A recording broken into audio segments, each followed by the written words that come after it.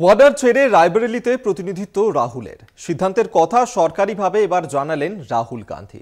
লোকসভার অধ্যক্ষকে চিঠি দিয়ে জানালেন রাহুল গান্ধী যে ওয়ানার থেকে ভোটে দাঁড়াবেন প্রিয়াঙ্কা গান্ধী। আপনাদেরকে জানিয়ে রাখবো যে গতকালই মল্লিকার্জুন খার্গের বাসভবনে সেখানে বৈঠক হয়।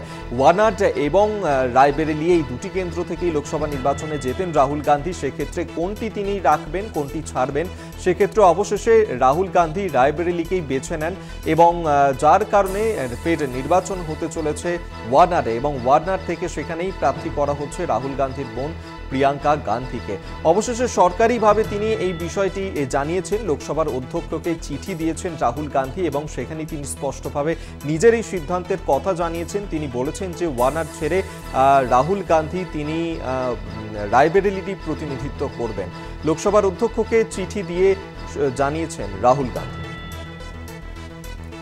সোনিয়া গান্ধীর কেন্দ্র রায়বেরেলি, সেখানেই রাহুল গান্ধী তিনি রাখছেন এই কেন্দ্রকেই এবং সেখান থেকেই তিনি প্রতিনিধিত্ব করতে চলেছেন। আজ সরকারিভাবে তিনি এই বিষয়ে জানিয়ে দিয়েছেন, লোকসভার অধ্যক্ষকে চিঠি দিয়েছেন তিনি এবং সেখানেই স্পষ্ট করে দিয়েছেন ওয়ানাড নয় বরং রায়বেরেলিকেই রাখছেন নিজের কেন্দ্র হিসেবে। সেক্ষেত্রে ওয়ানাডে সেখানে নির্বাচন করা হবে প্রিয়াঙ্কা গান্ধী, রাহুল গান্ধীর বোন, তিনি সেখান থেকে প্রার্থী হচ্ছেন। লোকসভার অধ্যক্ষকে চিঠি দিয়ে জানলেন রাহুল গান্ধী।